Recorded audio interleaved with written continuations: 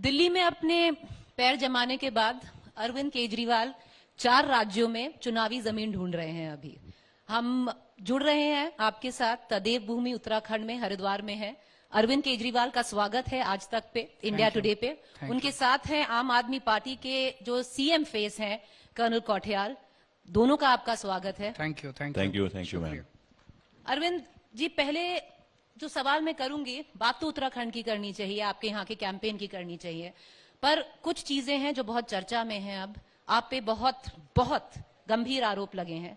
कल प्रधानमंत्री ने पार्लियामेंट में साफ साफ कहा है कि अरविंद केजरीवाल ने, आपकी सरकार जो दिल्ली की है, जो माइग्रेंट्स थे कोविड के टाइम पे, उनको विवश कर दिया कि वो पलायन करें दिल्ली से और कोरोना बाकी राज्यों में फैलाएं। बहुत गंभीर आरोप है। उसके बाद योगी जी ने कुछ ट्वीट किए थे, उसकी बात करेंगे। पहले प्रधानमंत्री जी का जवाब तो जरूर दीजिए। मेरा अपना मानना है कि मैं जिस पद पे हूं, प्रधानमंत्री जी जिस पद पे हैं, योगी जी जिस पद पे हैं, हम लोगों को आपस में गाली गलौज नहीं करनी चाहिए। हम लोगों को आपस में तू मैं नहीं करनी चाहिए। हम लोगों को आपस में आरोप प्रत्यारोप नहीं करने चाहिए। जब हम ऐसा करते हैं तो जनता में क्या मैसेज जाता है? जनता ने हम लोगों को इसलिए नहीं चुना कि हम आपस में लड़ें, आपस में गाली गलौज करें। जनता ने हम लोगों को इसलिए चुना है कि हम सारे मिलके लोगों का विकास करें। कल योगी जी ने और प्रधानमंत्री जी ने मुझ पे कुछ आरोप लगाए थे जो सरासर बेबुनियाद थे। उन्होंने आरोप लगाए, मैंने उसका तुरंत जवाब दे दिया ट्विटर पे ही। मेरे लिए मामला यहीं खत्म हो गया। मेरे को गाली नहीं देनी आती, मेरे को तू मैं नहीं करनी आती। मैं वापस अपने काम पे आ गया। अब इस पे मुझे और कोई टीका टिप्पणी नहीं करनी। मेरे को राजनीति नहीं करनी आती, ये मेरी कमजोरी है। मेरे को तू मैं नहीं करनी आती। मेरे को स्कूल बनाने आते हैं, अस्पताल बनाने आते हैं, बिजली अच्छी करनी आती है, पानी अच्छा करना आता है। मैं वो सब करने को तैयार हूं। अगर इस देश में कहीं स्कूल बनवाने हो, केजरीवाल को बुला लो। कहीं अस्पताल बनवाने हो, केजरीवाल को बुला लो। बिजली ठीक करनी हो, केजरीवाल को बुला लो। राजनीति उनको मुबारक। अरविंद जी, तालियां तो बज रही हैं, पर 2 सवाल तो जरूर करूंगी क्योंकि ये आरोप हैं। और जो दिल्ली के लोग हैं जिनको आप रिप्रेजेंट करते हैं, आप उनके सीएम हैं, उनको, क्योंकि जो विजुअल्स थे उस टाइम पर लोग भूले नहीं हैं, जो इतनी लंबी लंबी कतारें थी आनंद विहार टर्मिनल पर, लोग जा रहे थे, पैदल पैदल लोग निकल रहे थे। आपने भी देखा है, हमने भी देखा है, दिल्ली ने देखा है।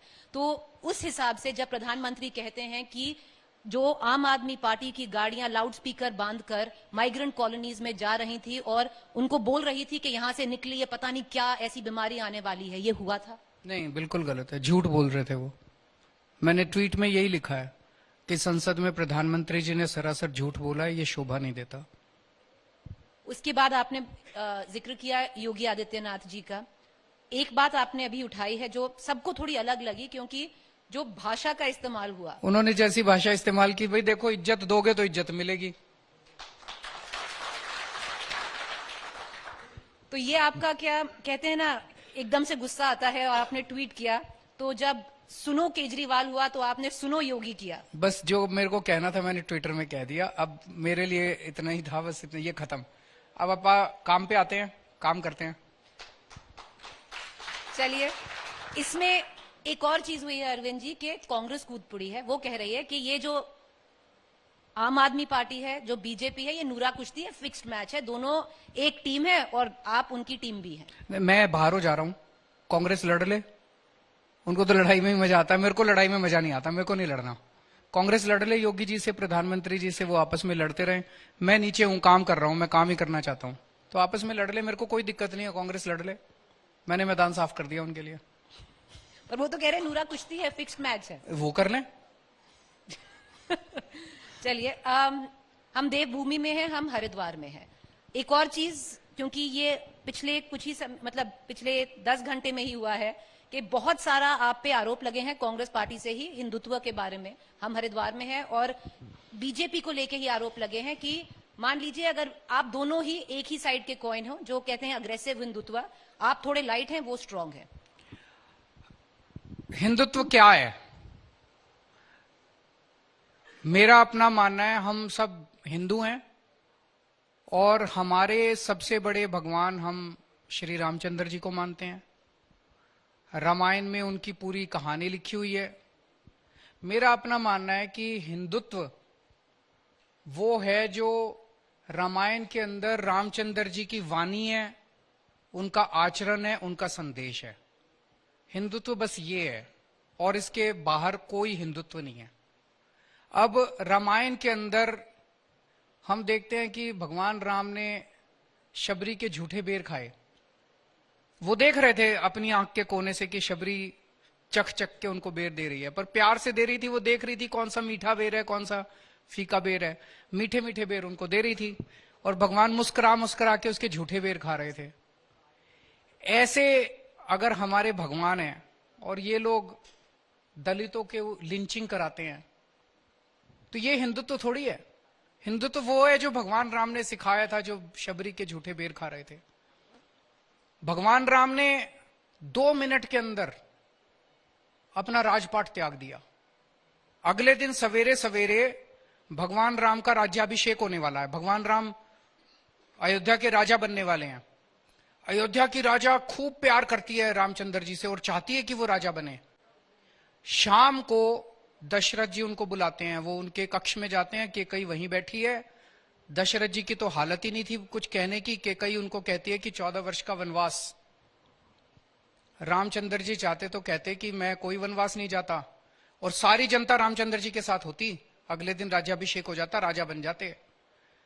फिर रामचंद्र जी राजा तो बन जाते, भगवान राम नहीं बनते अगर उस दिन वो अयोध्या के कबूल कर लेते। उन्होंने 2 मिनट नहीं लगाए और वो 14 साल के वनवास के लिए चले गए। ऐसे भगवान राम के हम लोग अनुयायी हैं जिन्होंने सत्ता 2 मिनट में छोड़ दी, और ये लोग सत्ता के लिए नफरत फैलाते हैं लोगों के बीच में। वो हिंदुत्व नहीं है। हिंदुत्व, असली हिंदुत्व तो आम आदमी पार्टी कर रही है। हम लोगों को अयोध्या के दर्शन करा के लाते हैं। ट्रेन जाती है, एसी ट्रेन भेजते हैं, तीर्थ यात्रा कराते हैं। एसी ट्रेन जाती है, एसी होटलों में रखते हैं और वहां पे सारा खाना पीना फ्री। जैसे श्रवण कुमार ने अपने माँ बाप को तीर्थ यात्रा कराई थी, हम लोगों को द्वारका की तीर्थ यात्रा कराते हैं, हरिद्वार ऋषिकेश की तीर्थ यात्रा कराते हैं, पुरी जी भेजते हैं, शिरडी भेजते हैं, रामेश्वरम भेजते हैं, अजमेर शरीफ भेजते हैं, वेलंकनी चर्च भेजते हैं। सभी धर्मों के लोगों को तीर्थ यात्रा कराते हैं। भाई सारों को जाके शांति मिलती है। हम लोगों को एक दूसरे के खिलाफ भड़काते नहीं है, एक दूसरे के खिलाफ नफरत नहीं पैदा करते। असली हिंदुत्व तो यही है। तो आपका हिंदुत्व और बीजेपी का हिंदुत्व अलग है? उनका हिंदुत्व नहीं है।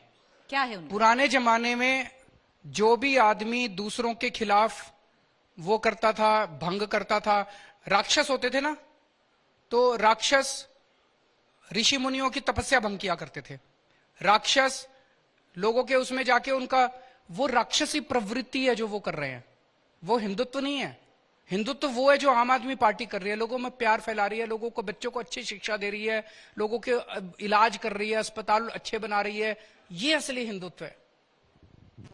अरविंद, मैं कर्नल कौटियाल हैं आपके साथ, उनको जरूर लाऊंगी, पर एक सवाल आपसे जरूर पूछूंगी, क्योंकि जो सब कुछ हुआ है अभी पिछले कुछ ही घंटे में, आप कह सकते हैं कि आपने जो कोविड की रिस्पॉन्सिबिलिटी आपकी थी दिल्ली में, आपने वो सरकार जो सेंट्रल गवर्नमेंट है उनके मत्थे नहीं रख दी है कि सारी दिल्ली के अंदर सारी जिम्मेदारी मेरी है।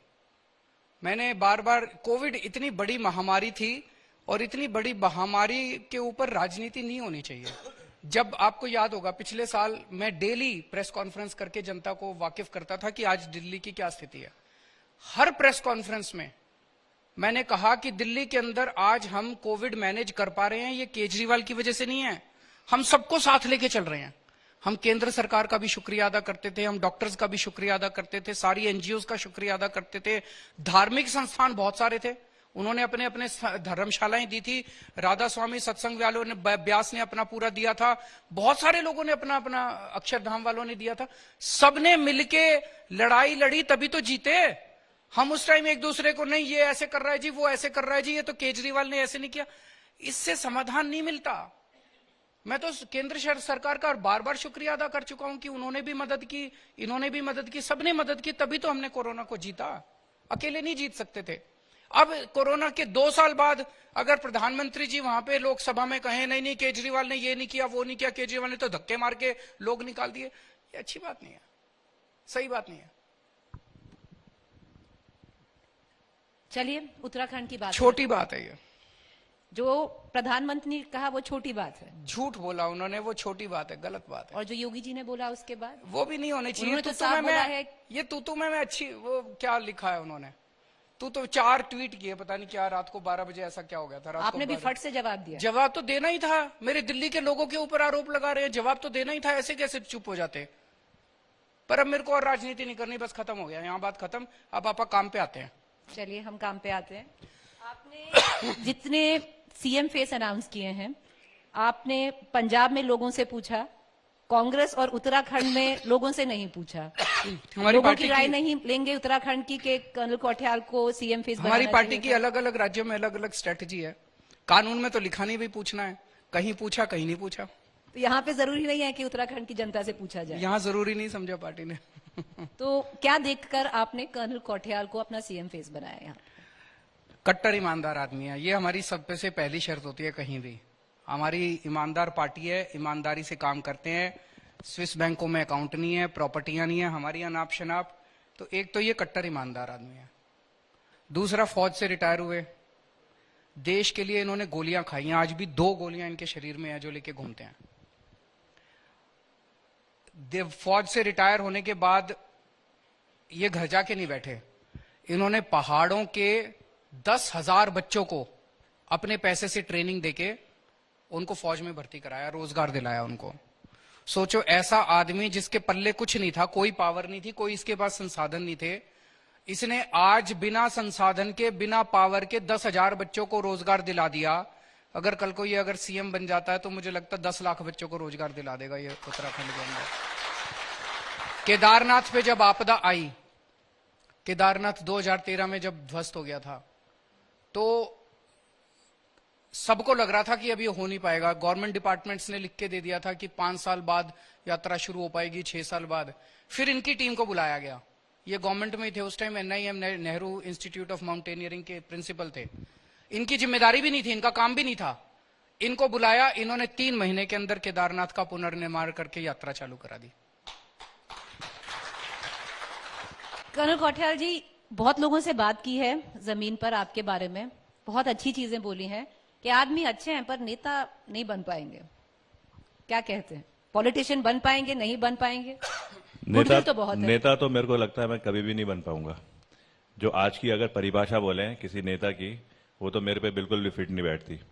और मैं आकर के देखता हूं कि जितने भी नेता हैं जो आज के, मैं अगर उत्तराखंड की बात करूं तो उनको ना वो चीज नहीं आती जो मैं सीख करके आ रहा हूं 27 साल जो मैंने इंडियन आर्मी में नौकरी करी, और वो है लीडरशिप। और वो लीडरशिप मैंने उस कंडीशन में सीखी है जब अवलांचेज आ रहे हैं, आपको अवलांच को क्रॉस करना है और सामने आतंकवादी है वो भी फायर कर रहा है, उसके बीच में आपने डिसीजन लेना है। वो डिसीजन में थोड़ा सा एरर, आपकी भी जान जाएगी, आप पे जो भरोसा करते हैं आपके साथ आपके जूनियर्स, उनकी भी जान जाएगी। उस टाइम जो डिसीजन लिए ना, उन डिसीजन की वजह से मेरे को सीखने को मिली एक परिभाषा, जिसे बोलता हूँ लीडरशिप। उसी परिभाषा से मैंने केदारनाथ के पुनर्निर्माण का जो खाका है वो तैयार करा। उसी लीडरशिप की वजह से यूथ फाउंडेशन, वो ट्रस्ट जो अभी सर बोल रहे थे जहां से लड़के लड़कियां भर्ती हुए हैं, वो मैंने करे। वही लीडरशिप की परिभाषा लेकर के मैंने बहुत सारे कोशिश करी है समाज में काम करने की। वही लीडरशिप लेकर के चल रहा हूं कि आम आदमी पार्टी जो आंदोलनकारी पार्टी है, आंदोलन से निकली हुई पार्टी है, उस पार्टी में तो मेरे को लगता है किसी को भी नहीं आती नेतागिरी। यहाँ की अगर नेतागिरी की बात करें, लेकिन बात साथ में ये भी है कि ये वो पार्टी है जिसने ना साबित करके दिखाया है वो सारे मुद्दे जो जनता की जरूरत है, जो आज उत्तराखंड की जरूरत है। और उसी को लेकर के लीडर अजय कोठियाल, नेता अजय कोठियाल हटा देते हैं वर्ड, लीडर अजय कोठियाल आज आगे को बढ़ रहा है। हम लोगों को राजनीति करनी नहीं आती, हमें केवल काम करना आता है।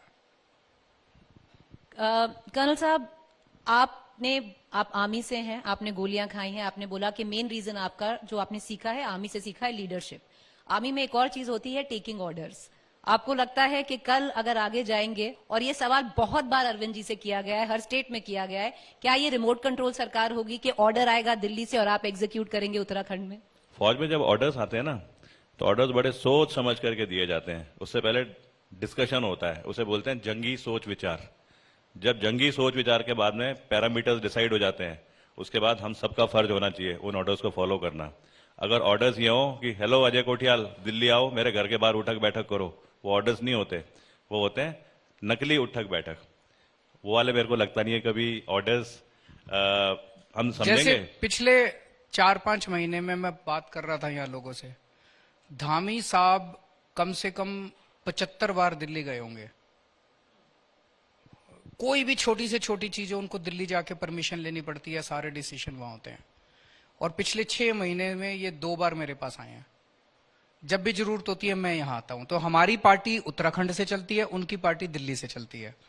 वो जो दिल्ली से चलने वाली बात है वो बंद होनी चाहिए, ये ठीक नहीं है। ये उत्तराखंड के लोगों की इंसल्ट है कि उनका मुख्यमंत्री जो है वो सारा दिन दिल्ली बैठा रहता है। अरविंद, बात करते हैं आपके 10 पॉइंट एजेंडा की जो आप उत्तराखंड में लेके आ रहे हैं। सबसे पहला आपने बोला मैं करप्शन कम नहीं, करप्शन खत्म करा दूंगा। दिल्ली में करप्शन खत्म हो गई दिल्ली में करा था, 49 दिन की सरकार थी, याद है? 49 दिन में, ये हम उत्तराखंड में 24 घंटे में शुरू कर देंगे। दिल्ली में जैसे ही हमारी सरकार बनी, हमने लोगों को, मैंने रामलीला मैदान में शपथ लेने के तुरंत बाद भाषण दिया था